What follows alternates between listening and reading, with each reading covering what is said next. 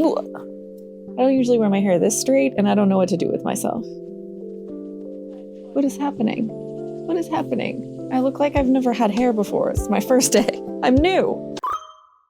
Hey friends, welcome back to another pizza party. I'm Mrs. Pizza. Winnie is in her spot. She literally has her back end on the air conditioning vent right now. So it's gonna smell like the back end of a dog in my near vicinity. It's hot outside, okay? And she's built for Arctic temperatures, so you need to stop shaming her. And cheese is, look at this snoozy baby. That is the cheese. Who knows? Winnie might come out here and say hello to us when she feels it necessary. We're here because time is an imaginary thing, and somehow we're already in the midpoint of the year 2026. I'm not panicked at all about the fact that we're really close to Christmas. It goes 4th of July, and then all of a sudden it's Halloween, and then it's Christmas. And then the year is over. And then we start all over again, and we find ourselves going, where did the time go? It's just a cycle. And I'm so tired of it moving so quickly. But all that to say, it's time to talk about some favorite books from the first half of the year 2026. So I did this in the same way that I do my yearly wrap up that I put out in the beginning of every January, sometimes later than others. So I pick each genre, subgenre, mashup that I'm reading the most books in and give you a top book within that grouping. This is what I've been reading lately. So sometimes genres don't even make it in one wrap up to the next, because if I've only read one book, it's not really fair. Of course, it's my favorite book in that genre. It's like saying you have a favorite sibling and you only have one of them. Here are my categories based on nothing other than I read a lot of books that fit into certain genres or subgenres. I can't say I really know why that is or what that's going to be. It changes from wrap up to wrap up yearly, but here's what I've really been enjoying this year. First and foremost, we're going to start off with our fantasy book. And my favorite, just straight up fantasy that I've read so far this year is The Everlasting. This is a standalone fantasy from an author that I previously enjoyed some of their books. Some of them more than others. They haven't all been hits. They have a short story called The Six Deaths of the Saint, which I won't tell you anything about. I would say is one of my all-time favorite short stories. It is incredibly short. It is so well done, and it is an absolutely great story. So when I saw that this author was doing a standalone fantasy with a time loop aspect, I was in. I was absolutely in. Now, some people feel very strongly about time loops in books, especially fantasy books. I am a fan.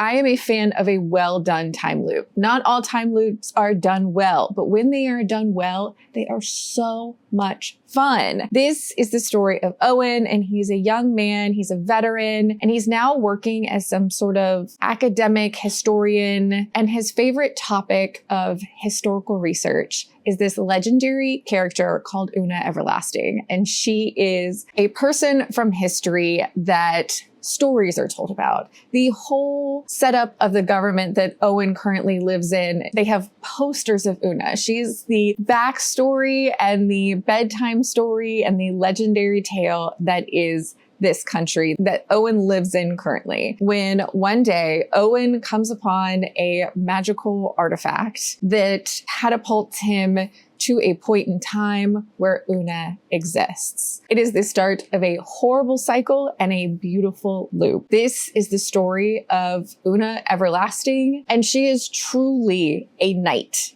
She is fighting the good fight. She is big. She is scarred. She is powerful. She is Una Everlasting. So she's just not your average, I'm really tiny and cute, but really good at fighting type fantasy heroine. She is a powerhouse. I always say when I talk about this book that I saw someone say this was Brienne of Tarth fan fiction. That is very much what Una is giving. She is absolutely a powerful knight and a force to be reckoned with. And Owen is enthralled with the story that is Una. I loved this. I thought the time loop aspect was done really well. I was so invested in this story, and I really, truly enjoyed it. The next category we're going to choose is cozy fantasy. I feel like ever since this subgenre kind of came up and became popular, I have consumed quite a lot of cozy fantasy. I've been decently successful because I think a lot of stuff gets labeled cozy that is not necessarily cozy, but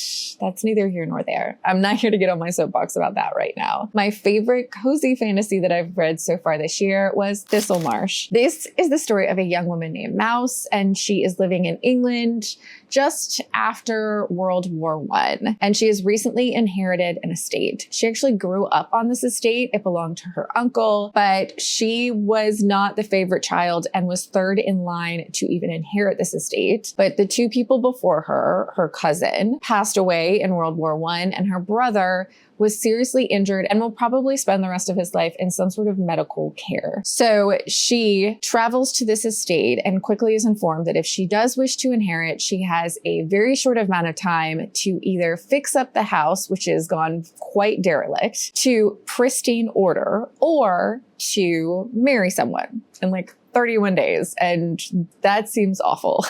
The background to this being, though, that in this world, fairy and the fae folk in all of their forms, so brownies and sprites and fae and everything from a traditional fae standpoint existed. But about 100 years ago, all fae cut contact with the human world, absolutely disappeared. So no one has seen a fae in 100 years. And this house that Mouse has inherited has some ties to the former fae king, but also is a fae blessed house. And that's why these rules are being upheld. Certain fae blessed homes within England have certain rules if you wish to maintain ownership. Mouse has got a very short period of time to figure out what she's going to do. We have a villain character trying to take this estate from Mouse. She has her reasons for wanting it, for wanting to keep it. We go on a cozy type adventure, encountering magical things. And this was flowers and springtimes and magic. And it was so much fun. I listened to it. I truly enjoyed it. And it was a good cozy fantasy. We learned about ourselves. We learned about other people. We find out about the fae. We're in a beautiful house. All of those things. And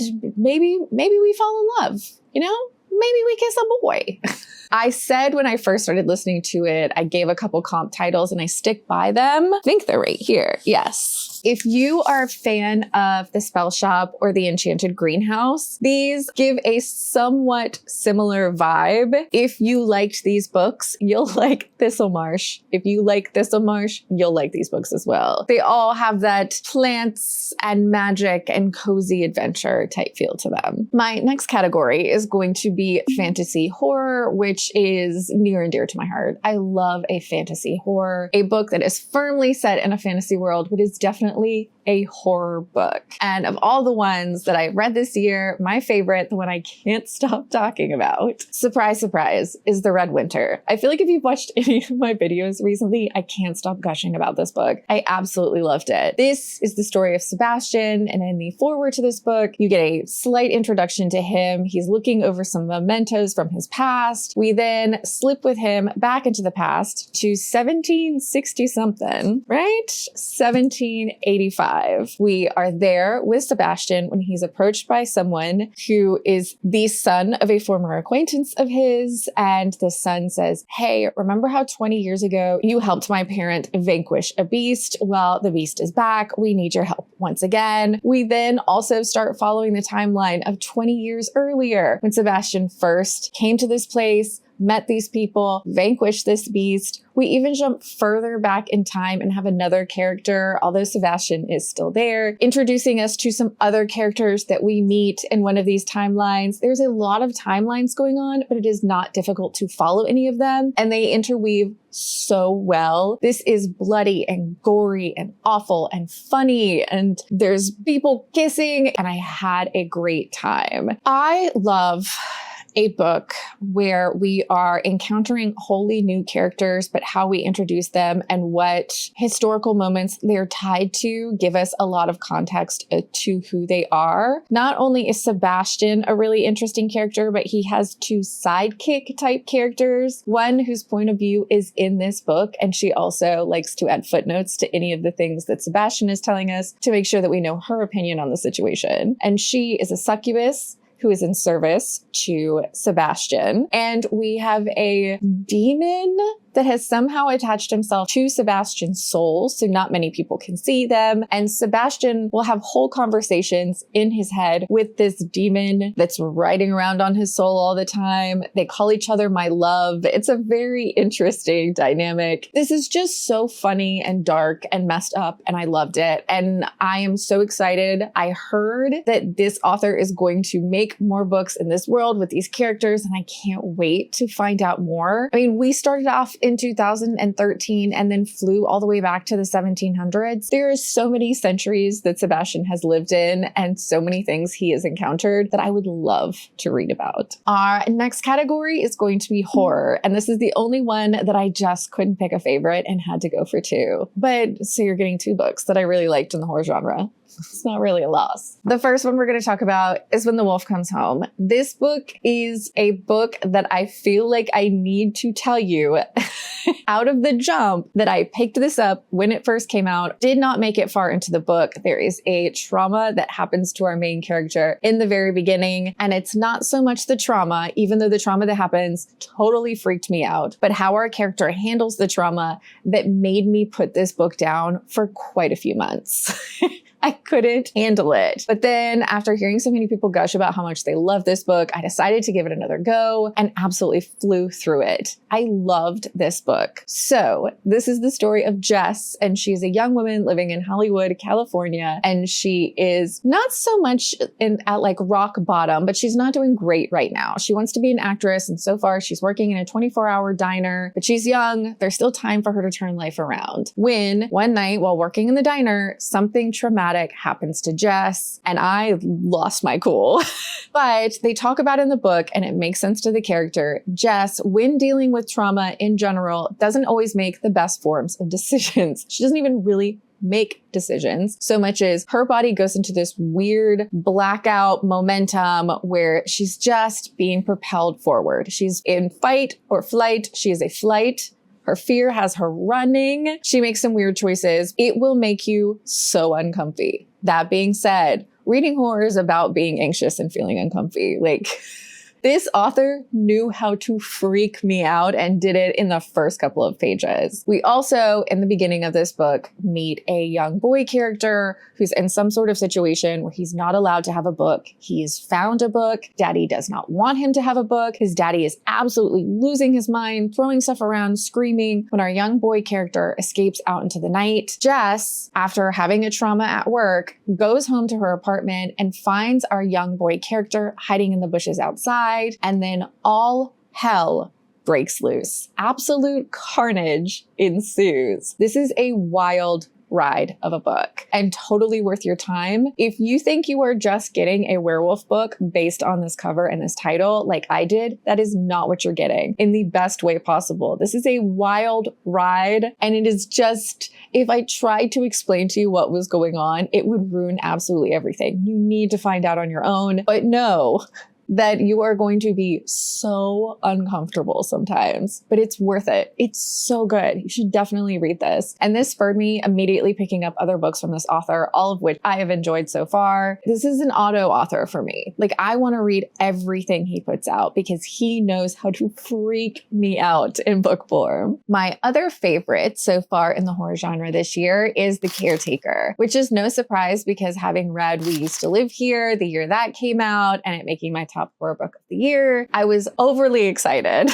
Perhaps I had set very high standards for The Caretaker, but it absolutely delivered. This is the story of Macy, and she is a young woman who is absolutely struggling. She, having lost her father a few years prior, is the sole guardian for her teenage sister, and they are just trying to make ends meet. Money is tight. And so Macy sees an advertisement for someone to be the caretaker in an affluent area, and she travels to interview for this position. And even though there's a bunch of red flags during this interview process, including the job not necessarily being what it was advertised, Macy has to take this job. She needs the money. So when Macy arrives to be the caretaker, she has been provided a videotape with a bunch of strange rituals that she needs to perform, none of which being overtly scary, just strange. And she has to perform these rituals while being a caretaker in this remote setting. It goes the way you think it's going to go. Doing these rituals and knowing there will be consequences if you don't do the rituals, but not knowing what the consequences are. This is a strange book that just gets under your skin. You are so anxious for Macy in this situation, and you and Macy don't know what to believe, what not to believe, what's going on. And I will say with my whole chest, the ending of this book just makes you go, what the actual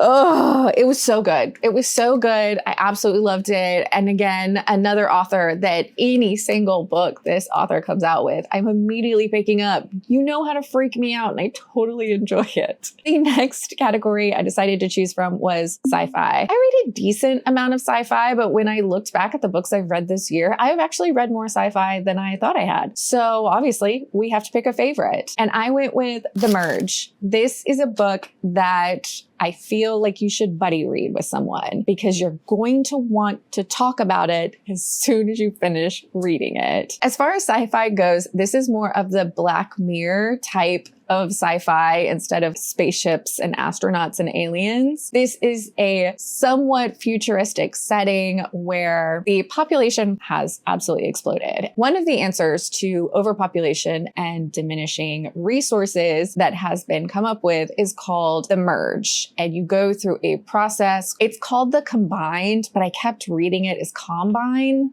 Like the farm equipment, which honestly I think was on purpose because I'm pretty sure farm equipment called combine, they just tear up. It was putting an image in my mind that I think was intentional. Anyways, we have two main characters. We have Amelia, who is a young woman, and Lori, who is Amelia's mother. And Lori is, I believe, in her 60s, but has pretty significant Alzheimer's and is very rapidly progressing within her disease. And so Amelia and Lori sign up for a new version of the merge with a group of people who are all trying a new version of this merge process. Now, let me tell you what the actual merge is, or at least how much you need to know to start the book. In this world with overpopulation and diminishing resources, in order to help relieve some of the strain, they started doing this process where they would take two consciousnesses, two people, and merge them into one body. So you have a host body and another person. They go through this process called the combine, and they have their consciousnesses merged. So you have two minds within one body. That is basically taking two mouths and making one, a lot less strain on population, and all of the things. The people that have gone through the merge see a lot of benefits in social standing, and they are given a lot of perks and I would almost say like tax breaks and things like that. They wear a certain color and are revered by people within the society for the sacrifice that they've made. So Amelia and Lori are going to do this process because Amelia is slowly losing her mother. Her mind is disappearing, her memories are going, and she feels like this is a way to hang on to her mother forever. I will tell you, one, you need to read this with a friend, but two, you need to go into it with the understanding that the first half of the book, you think you're getting one thing, and it's going to feel familiar even if you necessarily haven't read this book before. I heard a lot of people DNFing it pretty early on because they thought they knew exactly where this was going, or they've read this before, or they just weren't interested. You have to get through the first half of the book, which is not bad. I found it somewhat interesting, but I think people are thinking they know where it's going, and that's why they stop. The second half of this book will absolutely break you. I audibly gasped at one of the revelations that happens. This is so original and so Black Mirror, and oh my God, I just wanted to talk about it with everyone. I truly enjoyed the merge, and I couldn't shut up about it. The next category I picked was just standard lit fic. Anything that's just fiction that didn't really fit into any of the other categories, and we're gonna have to go with Yesteryear. I know this is super hyped and super popular, but I had a great time with it, and I absolutely flew through it. I was lucky enough when I first heard about this book, I thought it sounded interesting. I put it on my library list, and I was able to be one of the first people at my library to get it. But when I returned this book, there were over 1,300 people waiting at my library alone to read this book. This is so popular, and I'm sure you've seen it everywhere, and I know it's getting made into a movie, and I know Anne Hathaway is in charge or whatever. But this was so wild. I had a great time, like an absolutely great time. This is the story of Natalie, and she's a trad wife influencer. And in the opening of this book, she is obnoxious, and she's supposed to be. Natalie is awful. Natalie is a hypocrite. Natalie is so close-minded. Natalie sucks. But you're in Natalie's point of view this entire time. And if that would usually turn you off from reading a book, please still give this a chance, because I am usually not the type of person that likes a satire that's got an unlikable narrator. And I had a great time following Natalie's hypocritical around. Natalie wakes up on her beautiful farm with her beautiful family, her 5 kids, and 1 more on the way. And she has cultivated an online persona for herself that has become the main way that her family makes money. And then we have a situation where Natalie somehow has a time jump and wakes up in a traditional tradwife situation. She is out in this farm in the middle of nowhere, doesn't know how she got here, and is in a more traditional tradwife setting, not the one that she's been LARPing in her own home. We are flashing back and forth with Natalie in this now strange tradwife setting, back to when she was in college, meeting her husband. We're following her to becoming the tradwife influencer that she is, and also following her in this strange, horrible situation that she's in. There are twists, there are turns. The reveal was something I truly enjoyed. I've heard some conflicting reviews on that as well, but I had a great time with Yesteryear. I read it so fast. The next category I'm going to talk about is nonfiction. I always try and sprinkle some nonfiction in there sporadically throughout my year. I've done a pretty good job so far. I also tend to read a wide variety of weird nonfiction, and honestly, whatever sounds interesting, whatever is something that I want to become my new hyperfixation, or something that would be awkward to bring up in social settings. I want to learn so much about it that no one invites me to parties because I won't shut up about what I've learned. I'm going with The Five, or as I should say, The Five, The Untold Lives of the Women Killed by Jack the Ripper, because I think there's more than one book called The Five. This is a book shedding light on the lives of the women who were Jack the Ripper's victims. The sensationalism that is this story.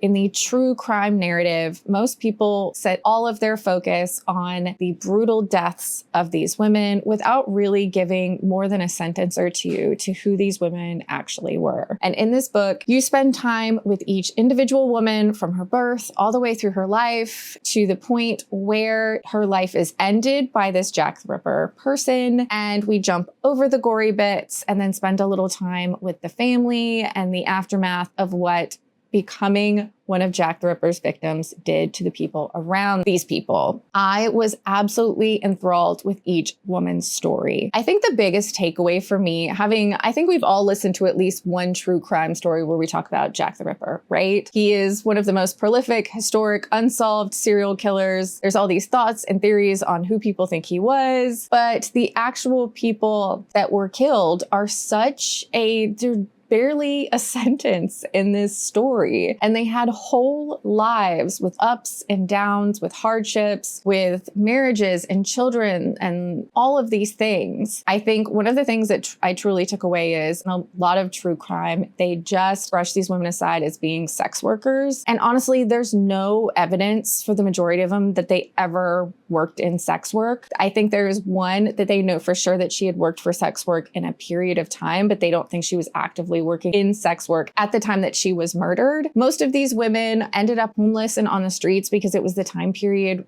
that they were living in. Women didn't have a lot of options. A lot of them suffered from addiction to alcohol. They were homeless. They had domestic violence that they were fleeing. They ended up on the streets for a multitude of reasons and were vulnerable because of that. But there wasn't really a lot of options for them in life. They were just trying their best to get by. And unfortunately, it put them in the path of a really horrible person. But spending time learning about all of them, they all came from different walks of life, different family situations. It was really interesting to kind of paint the picture of each one of these people as a full human instead of just a victim. I truly enjoyed this. I really, really enjoyed this. And I think if you are someone that has ingested a lot of true crime, this is actually quite interesting to spend a lot of time out of the gory bits of the true crime and finding out who these people were It was really, really interesting. Like, I really think you should pick it up if you're the least bit interested. I enjoyed it. The next category I chose was audiobook. I listen to a lot of audiobooks, or at least I try and listen to a lot of audiobooks. This is not going to be a surprise for anyone that has listened to this audiobook. It kind of blows all the others out of the water. My favorite audiobook I've listened to so far this year, Project Hail Mary. Like, it was so good. It is an audiobook. If you are randomly talking to somebody that listens to audiobooks and you ask for a recommendation, 9 times out of 10, they're going to ask you if you've listened to Project Hail Mary yet. It is just that good. I obviously picked this up because I was interested in seeing the movie, which I still haven't seen yet. But we did buy tickets. We were going to go see it in the movie theater. Something happened and our tickets got canceled and the showing we were going to got canceled. So we just were like, maybe this wasn't meant to be. We will eventually watch Project Hail Mary. Don't worry about it. Don't worry. I'll watch it. But this was an amazing audiobook experience. Like, I truly enjoyed this. The audiobook narrator is fantastic. They use some sound design that was truly enriching to the listening/reading experience, but never took you out of what was happening. This is a story of a man named Ryland, and he is a school teacher and former scientist. He worked in academia, coming up with scientific theories, but has moved on from that and is now working as a school science teacher when something crazy happens to the entire world. We are following Ryland as he wakes up in a room and he is trying to figure out how he got there. He's the sole survivor, the only person in this room. And you then flash back and forth through time with how he got there and what he's there to do. And it is so stinking good. We are on a mission to save the world with Ryland. And there is a character in this book that is so just I haven't met a single person that's just not absolutely in love with this character. We would all just die for him. He must be protected at all costs. But I will say, and I feel like I said this when I first talked about this book in a wrap up, I feel like the trailer gives away the existence of this character, and that really upset me because it was such a fun surprise within the book to meet this character. And just trailers give away too much nowadays, I feel like. Like, I love a good movie trailer, but I feel like now they're just giving you all the spoilers. I loved Project Hail Mary. If you were an audiobook listener and you're looking for a great audiobook, I can't be the first person to tell you that this is absolutely worth your time. And the last category that I decided to add, because I just wanted to talk about these books again, was best series I've been reading this year. And of course, we are going with the Leviathan something. Somebody told me in the comments of one of my videos what this is called because I could not find it. This is the Shadow of the Leviathan series, and it starts with The Tainted Cup. I read this for my in real life book club and immediately had to pick up the second book, which is Drop of Corruption. I could not stop reading this. I have pre-ordered the third book. I tried to get an ARC, but I haven't been approved yet, and I've kind of lost hope that it's coming through for me. I'm absolutely obsessed with this series. So let's tell you what this is about. This is the story of Din, and he is an assistant to an investigator in a fantasy world. In the opening of this book, arrives at a very fancy manor where a person has been found dead with a tree growing through his body. Din, as a person in this world, has been augmented, and he is something called an engraver, which means he has absolutely perfect recall. He remembers everything he sees, hears, smells, and that's why he works as an assistant to Anna, who is the investigator in this world, who is next level Sherlock Holmes. She is playing 4D chess on another level. She's so smart. She's also hilarious.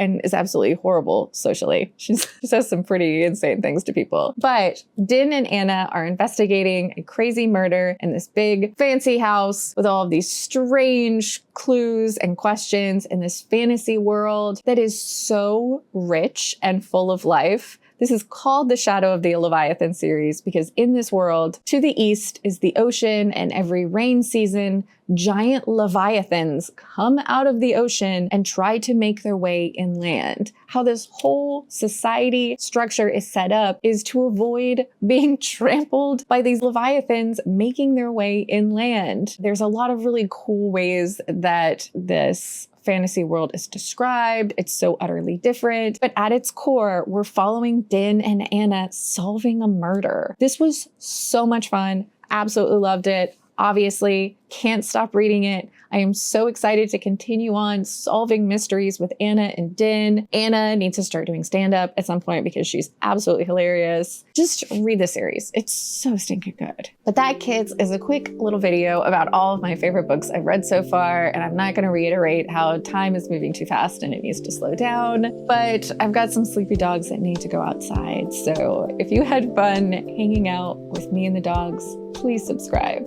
I hope you're reading good books out there wherever you are, and if any of these books have made it onto your favorites, let me know. Or what books are your favorites that you've read so far this year in these categories that I need to pick up soon? So I'm always looking for some new favorites. And I'll see you next time.